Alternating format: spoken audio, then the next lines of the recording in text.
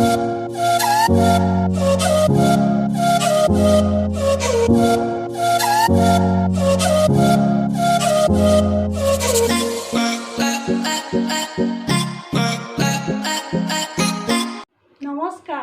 আশা কৰোঁ আপোনালোক সকলো ভালে আছে।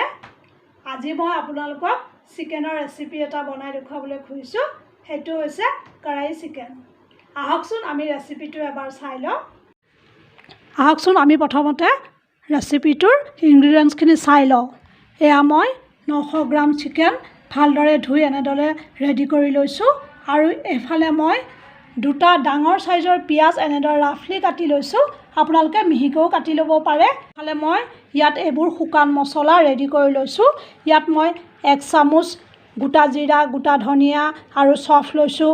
আৰু ইয়াত 3টা ইলাচি, কেইটামান লং, ডালচেনি লৈছোঁ, 2 খিলা তেজপাত লৈছোঁ, 3টা এয়া জলকীয়া লৈছোঁ। জলকীয়া আপোনালোকে বেছিও ল'ব পাৰে। আৰু কেইটামান এয়া মই জালুক গোটা লৈ লৈছোঁ। এই গোটেইখিনি মই গ্ৰাইণ্ড কৰি লওঁ। আৰু এইফালে এয়া মই 2টা ডাঙৰ চাইজৰ বিলাহী এনেকৈ টমেটো পিউৰি বনাই লৈছোঁ। আৰু ইয়াত মই 2টা মিডিয়াম চাইজৰ পিঁয়াজ এনেকৈ পেষ্ট বনাইছোঁ। আৰু এয়া মই এডোখৰ মিডিয়াম চাইজৰ আদা আৰু কেইটামান নহৰু এনেদৰে ৰেডি কৰিছোঁ। আৰু এয়া মই 2 টেবুল স্পুন ঘিউ লৈছোঁ। ঘিউ ল'লে কাৰীখন খুব টেষ্টি হয় কাৰণে মই লৈছোঁ। ঘিউটো অপশ্যনেল হয়, আপোনালোকে নিদিলেও একো নহয়। এইফালে মই কাৰীৰ কাৰণে মছলাবোৰ ৰেডি কৰি লৈছোঁ।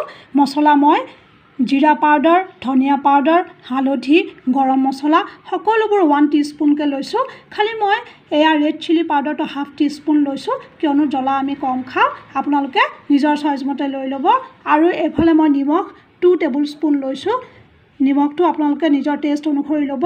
আৰু এয়া মাজত মই 2 টেবুল স্পুন নেমুৰ ৰস লৈছোঁ। মই দৈ ব্যৱহাৰ নকৰোঁ, সেইকাৰণে মই নেমু লৈছোঁ। এতিয়া এই গোটেইখিনি লৈ আমি কাৰীখিনি বনাব লাগিব। আহকচোন আমি নেক্সট প্ৰচেছলৈ আগবাঢ়োঁ। মই চিকেনখিনিত মছলা সানি ৰেডি কৰিম। এয়া মই 2 টেবুল স্পুন এয়া তেল লৈ লৈছোঁ। এতিয়া মই ইয়াত হালধি আধা চামুচ, জিৰা পাউডাৰ, ধনিয়া পাউডাৰ আধা চামুচকৈ লৈছোঁ।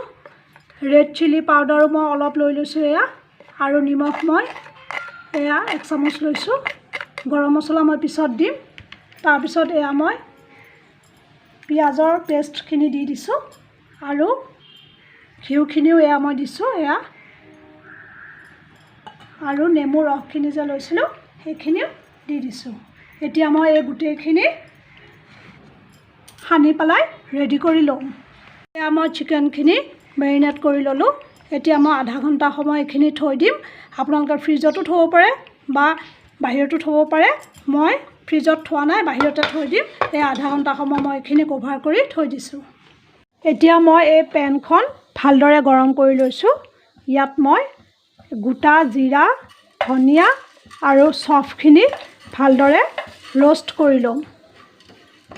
3-4 মিনিটমান সময় ৰ'ষ্ট কৰি লোৱাৰ পিছত মই এইখিনি গ্ৰাইণ্ড কৰি লওঁ। এনেদৰে আমি এইখিনি লৰাই থাকিব লাগিব। 3 মিনিট পিছত এইখিনিৰ পৰা ইমান ধুনীয়া গোন্ধ ওলাইছে, তাৰমানে এইখিনি ভালদৰে ৰ'ষ্ট হৈ গৈছে।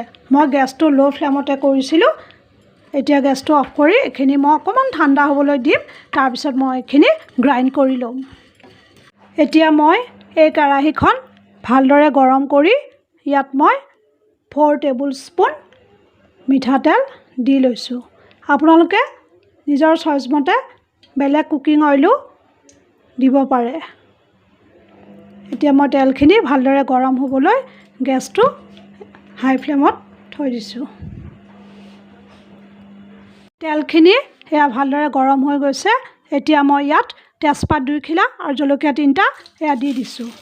তাৰপিছত এয়া গৰম মছলাখিনি যে আছিল, ইলাচি, ডালচেনি আৰু লংখিনিও দিলোঁ। দি পেলাই 1 মিনিটমান সময় এইখিনি ভালদৰে ফ্ৰাই হ'বলৈ দিছোঁ। 1 মিনিট পিছত এয়া ধুনীয়াকৈ ফ্ৰাই হৈ গ'ল। এতিয়া মই কাটি থোৱা পিঁয়াজখিনি এয়া দি দিছোঁ। পিঁয়াজখিনি মই গোল্ডেন ব্ৰাউন নোহোৱালৈকে ভাজি থাকিম। পিঁয়াজখিনি ভালদৰে ফ্ৰাই হোৱাৰ ওপৰত কাৰীখনৰ টেষ্ট নিৰ্ভৰ কৰে। যদি পিঁয়াজখিনি ভালদৰে ফ্ৰাই হয় তেতিয়াহ'লে কাৰীখনো খুব টেষ্টি হয়। এয়া মই পিঁয়াজখিনি ভাজি আছোঁ। গেছটো মই মিডিয়াম ফ্লেমলৈ আনি লৈছোঁ। এয়া চাওক 3 মিনিট পিছত পিঁয়াজখিনি ইমান ধুনীয়া গল্ডেন ব্ৰাউন কালাৰ হৈ গৈছে। এতিয়া মই ইয়াত আদা আৰু নহৰুৰ পেষ্টখিনি দি দিছোঁ। তাৰপিছত আকৌ অকণমান সময় মই 1-2 মিনিট এইখিনি ফ্ৰাই কৰি থাকিম। এয়া চাওক গোটেইখিনি ইমান ধুনীয়াকৈ ফ্ৰাই হৈ গৈছে। এতিয়া মই এইখিনি মই দি দিছোঁ। মছলাখিনি দি মই এয়া অকণমান সময় আকৌ লৰাই দিম। এয়া চাওক ইমান ধুনীয়াকৈ মছলা, পিঁয়াজ, নহৰু, আদা মিক্স হৈ ফ্ৰাই হৈ গৈছে। এতিয়া মই ইয়াত টমেটো পিউৰিখিনি এয়া দি দিছোঁ। দি পেলাই আকৌ ভালকৈ এইখিনি মই লৰাম। আৰু এতিয়া মই গেছটো ল' ফ্লেমত আছিল, মিডিয়াম ফ্লেমত আনিলোঁ। আনি পেলাই গোটেইখিনি বস্তু 4 মিনিট সময় লৰাই থাকিম যাতে ভালদৰে সকলো মিক্স হৈ যায়। 4 মিনিট পিছত এয়া চাওক মছলাখিনিৰ পৰা তেলখিনি একদম বেলেগ হৈ গৈছে। তাৰমানে আমাৰ এইখিনি খুব ধুনীয়াকৈ ফ্ৰাই হৈ গৈছে। এতিয়া মই ইয়াত চিকেনখিনি দি দিম। গেছটো মই ল' ফ্লেমলৈ আনি লৈছোঁ। এয়া মই চিকেনখিনি দিলোঁ। দি পেলাই গোটেইখিনি ভালদৰে লৰাই দিছোঁ। তাৰপিছত মই এতিয়া এই মছলাখিনি জিৰা, হালধি, ধনিয়া, ৰেড চিলি পাউডাৰ আৰু নিমখ 1 চামুচ দি দিছোঁ। গৰম মছলাখিনি মই হ'বৰ সময়ত দিম।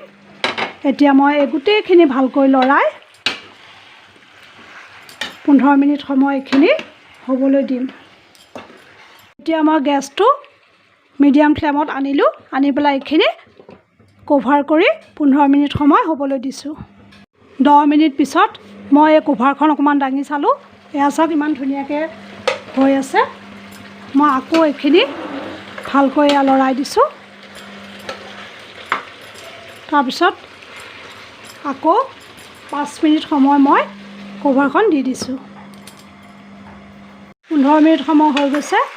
এতিয়া মই চিকেনখিনি আকৌ লৰাই দিছোঁ। আমাৰ এই আধা চিকেন হৈয়ে গৈছে। এতিয়া মই ইয়াত পানী দিম।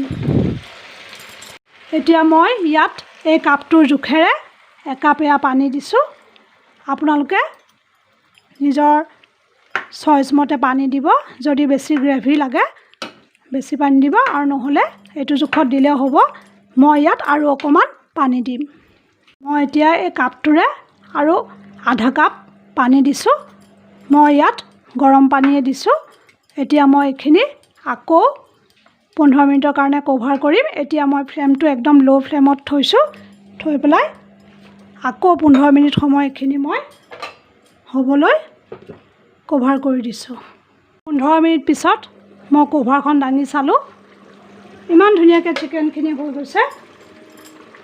মই এয়া হেতা দি ভাঙি চাইছোঁ। এয়া ধুনীয়াকৈ ভাঙিছে। তাৰমানে আমাৰ এইখিনি খুব সুন্দৰকৈ হৈ গৈছে। এতিয়া মই ইয়াত গৰম মছলাখিনি মিক্স কৰি দিম। এয়া মই গৰম মছলাখিনি দি দিছোঁ। গৰম মছলাখিনি দি আকৌ ভালদৰে মিক্স কৰিছোঁ এয়া। আৰু মই আকৌ 1 মিনিটৰ কাৰণে এইখিনি কভাৰ কৰি দিম। এয়া মই 1 মিনিটৰ কাৰণে কভাৰ কৰি দিছোঁ। 1 মিনিট পিছত মই গেছটো অফ কৰি দিছোঁ।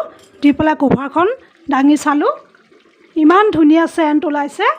তাৰমানে আমাৰ খুব সুন্দৰ কড়াই চিকেন ৰেডি হৈ গৈছে। এতিয়া মই এইখিনি বাউল এটাত শ্বিফ্ট কৰিম। এয়া চাওক আমাৰ পাৰফেক্ট কড়াই চিকেন ৰেডি হৈ গ'ল। ইমান ধুনীয়া চেণ্ট ওলাইছে। খাবলৈ নিশ্চয় খুবেই টেষ্টি হ'ব। আশা কৰিছোঁ আপোনালোকে এই ৰেচিপিটো নিশ্চয় ট্ৰাই কৰিব। আৰু এই ৰেচিপিটো আপোনালোকে ৰুটি, নান, ভাত, পোলাও সকলোৰে লগতে খাব পাৰিব। সকলোৰে লগতে খাই খুব ভাল লাগিব। আজিৰ ৰেচিপিটো ইমানেই। আশা কৰিছোঁ আপোনালোকে ৰেচিপিটো চাই ভাল পাইছে। আৰু আপোনালোকে বনাই চাবচোন। সময়ো বেছি নালাগে আৰু খাবলৈ খুব সোৱাদযুক্ত হয়। আপোনালোকে বনাই কেনে পালে আৰু ঘৰৰ বাকীবোৰে খাই কেনে পালে মোক কমেণ্ট কৰি জনাব। লগতে লাইক শ্বেয়াৰ আৰু যিসকল নতুন ভিউৱাৰ্ছে মোৰ চেনেলটো ছাবস্ক্ৰাইব কৰা নাই প্লিজ ছাবস্ক্ৰাইব কৰি দিব। আমি আকৌ এটা নতুন ৰেচিপি লৈ লগ হ'ম। আজিলৈ আহিছোঁ। ধন্যবাদ।